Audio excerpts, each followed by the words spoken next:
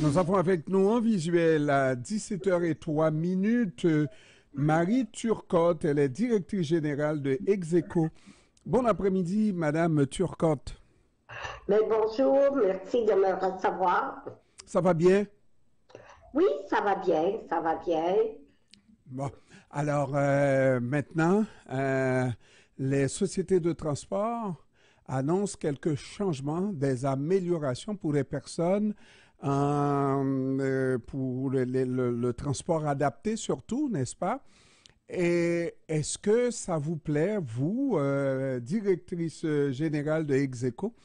On rappelle que Execo, c'est quand même un organisme qui prend la défense justement des personnes à mobilité réduite et qui voit à ce que ces personnes-là aient un système adapté à leurs besoins.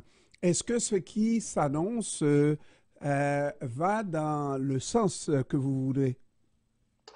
Bon, c'est ça, nous, on est un organisme organique qui faisons la défense des droits des personnes ayant une déficience motrice. Et hier, l'autorité régionale de transport métropolitain a rencontré des groupes d'usagers, des représentants des usagers du transport adapté. Et ils nous ont parlé justement de l'exercice qu'ils veulent faire, de revoir comment le service devrait être donné sur le territoire de la RTM. Ici, on parle de mutualisation et ils vont revoir comment le service pourrait être donné, sa gouvernance, etc. Et aussi, ce qu'ils nous ont dit, c'est dans le but d'offrir un service harmonisé et standardisé sur tout le territoire. Execo a des réserves par rapport à cette démarche.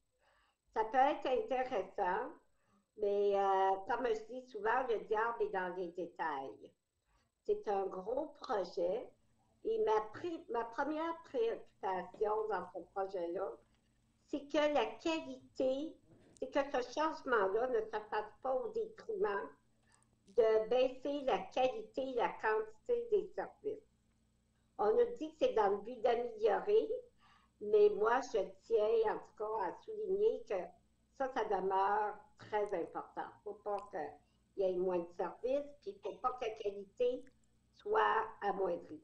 Madame Turcotte, est-ce que vous pouvez nous rappeler quand est-ce que la dernière fois on a apporté des changements dans le transport adapté à votre connaissance?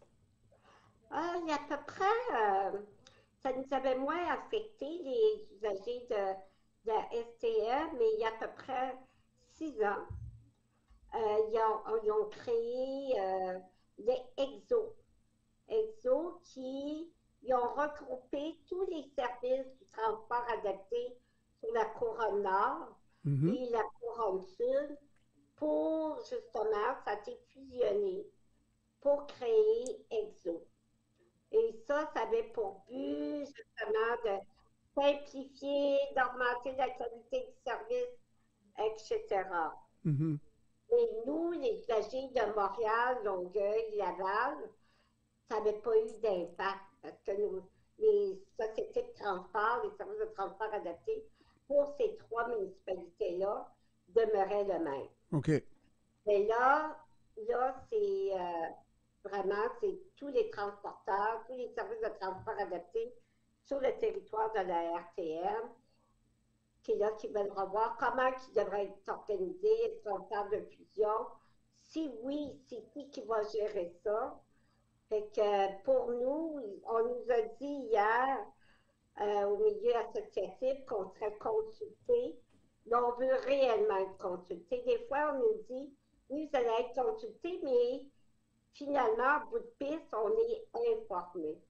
Fait que comme c'est un service important de transport adapté, puis que les représentants des usagers du transport adapté et c'est ça, on a une expertise, on a une histoire, on connaît les besoins des gens, fait que c'est important qu'on soit vraiment partie prenante du processus, qu'on participe aux décisions. décision et pas juste recevoir des informations et être devant les faits accomplis.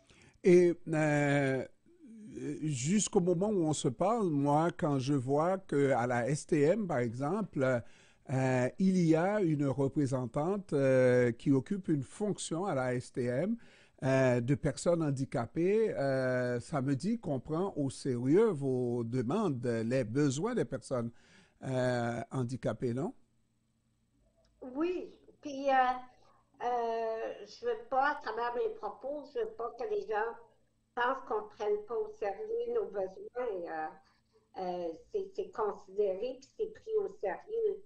Mais moi, ce que je dis, c'est que dans l'exercice de que la RTM s'apprête à faire, ce que je dis, c'est qu'il faut que la RTM consulte l'ensemble des groupes des représentants des usagers du transport adapté, puis qu'on soit vraiment partie prenante à cette démarche-là. Parce que ça peut amener des changements profonds. Puis nous, notre rôle, c'est vraiment de s'assurer que les besoins des gens qu'on représente soient bien répondus dans le cadre de cet exercice-là. Et surtout, que la qualité des services ne soit pas diminuée. Mhm. Mais, Puis il y a aussi le fait, plus les structures sont grosses, plus il est difficile mhm, pour l'usager de s'adresser aux instances décisionnelles. voilà. Puis aussi, quand on parle de transport adapté sur le territoire de la RTM, les réalités sont très différentes. Euh, un transport adapté à la Naudière, c'est une réalité qui est différente de Montréal. Mhm, Et ne serait-ce que la vitesse de déplacement n'est pas du tout la même là, ouais. entre le centre-ville de Montréal et versus la Naudière. Fait que c'est toutes des considérations, des réalités qui sont différentes, qui doivent être prises en compte dans ce changement-là. Et je comprends aussi que le service diffère d'un endroit à l'autre, d'un système, d'un service, justement. Si c'est la STM, ben, la STM a un niveau et que la SRS de la rive sud, là, je me souviens plus le sigle, n'est-ce pas, offre, que Laval offre, c'est différent d'un endroit à l'autre. Bien, ils veulent harmoniser. Je sais que ça fait partie des objectifs d'harmoniser le service. Encore là, il ne faut pas harmoniser à la baisse. C'est comme, c'est ça, c'est comme Montréal. Je sais comme à Montréal, le service le jour de l'an, au jour de l'an, puis à Noël, la nuit, c'est ouvert. On donne le service. Ça, c'est pas partout. Ça fait qu'est-ce que l'idée, c'est d'harmoniser, mais il ne faut pas harmoniser à la baisse, mais au contraire, que s'il y a des services, s'il y a des bonnes pratiques qui se fait dans certains services de transport adapté, Mhm. c'est d'amener tous les services de transport adapté à avoir cette bonne pratique-là. Maintenant, pour évaluer les changements qu'on prétend vouloir apporter dans le service, il faut que vous soyez maintenant en mesure d'apprécier la qualité de ce que vous avez et les problèmes qu'on a dans le service. Aujourd'hui, là, si vous devriez évaluer le service du transport adapté, exemple dans Montréal, sur une note de 0 à 10, combien vous donneriez au service de transport adapté? Bien, je vais vous répondre autrement. Le transport adapté à Montréal fait régulièrement des sondages auprès de sa clientèle pour évaluer comment ils ont vécu leur dernier déplacement. Puis c'est autant la propreté du véhicule, la fiabilité, l'heure d'arrivée, s'il y avait des retards, etc. La conduite du chauffeur, comment le chauffeur a été courtois, etc. Fait que différentes dimensions. Et habituellement, ça joue dans le près de 90, dans les 90% Oh, de satisfaction. mais Fait que les c'est une gens, bonne note. oui, oui, c'est toute une. Ça fait que c'est pour ça que. C'est ça, fait que les gens à Montréal sont relativement satisfaits. Il n'y a rien de parfait. Il y a encore des choses à améliorer, mais les gens sont satisfaits du service qu'ils reçoivent. On dit par exemple que le service en week-end est un petit peu plus lent et aussi lorsqu'on doit se déplacer le soir, c'est peut-être un petit peu plus difficile. Oui, ben, aux heures de pointe, hein, c'est ça que moi, personnellement, j'ai remarqué que c'est plus à risque que ton véhicule arrive en retard ou après l'heure planifiée, à l'heure de pointe qu'en dehors des heures de pointe. Mhm.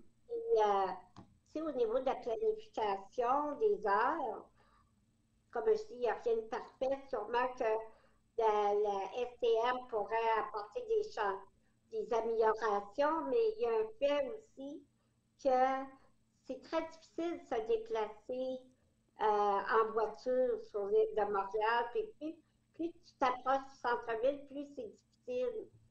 Ça fait que ça aussi, toute la question des travaux et qui est sur le réseau routier de la ville de Montréal, ça a un impact, là. Parce que parfois, les chauffeurs, ils doivent aller chercher des usagers dans des zones où il y a des travaux. Puis là, c'est où je laisse ma voiture. Puis là, les chauffeurs se font dire, ben, vous ne pouvez pas vous stationner là. Mais de l'autre côté, le chauffeur, lui, il a la préoccupation de, d'éviter que l'usager ait à faire de longs déplacements parce que c'est une personne à mobilité réduite, vous comprenez. Ouais. Fait que c'est pas évident, c'est pas toujours évident pour les chauffeurs d'amener à destination ou d'embarquer un usager. Oui, naturellement, il y a ces situations-là qu'on comprend. Mais maintenant, ce qu'on pourrait amener, si on ne parle pas de situations de tronçons de route ou de blocus sur la route et tout ça, la circulation, quels sont les changements qu'on pourrait apporter et qui seraient vraiment utiles aux personnes handicapées qui utilisent donc le transport adapté? Ben, les changements, c'est sûr que dans le projet qui a été déposé hier, on parlait des déplacements quand un usager, mettons, de Montréal veut aller à Deux-Montagnes. Euh, le, le transport adapté va t'emmener à Deux-Montagnes. Mais le chauffeur, quand il va revenir, il n'y aura pas de clients. Il ne peut pas prendre de clients parce que à l'heure actuelle, les systèmes de réservation entre les différents services de transport adaptés ne se parlent pas, ne sont pas connectés entre eux. Puis ça pourrait être intéressant, effectivement, pour les usagers, parce que ça va leur donner plus. Puis pour les chauffeurs, parce que les chauffeurs ne reviendront pas vite, parce que quand il n'y a pas personne à l'intérieur du véhicule, le taximètre ou le chauffeur n'est pas rémunéré pour le déplacement. Mhm. Mais aussi, ça permettrait d'offrir plus de possibilités aux usagers, puis ça diminuerait les coûts là, pour les services de transport adaptés. Mais voilà, voilà, voilà. Marie Turcotte, directrice générale de Execo, je vous remercie d'avoir pris du temps pour nous cet après-midi. Eh bien, je souhaite que ces changements amènent du mieux dans le transport adapté pour toutes ces personnes qui ont besoin absolument de ce service et de l'amélioration dans le service du transport adapté. Et merci de m'avoir reçu. De rien. Au revoir. Au revoir. Bye bye.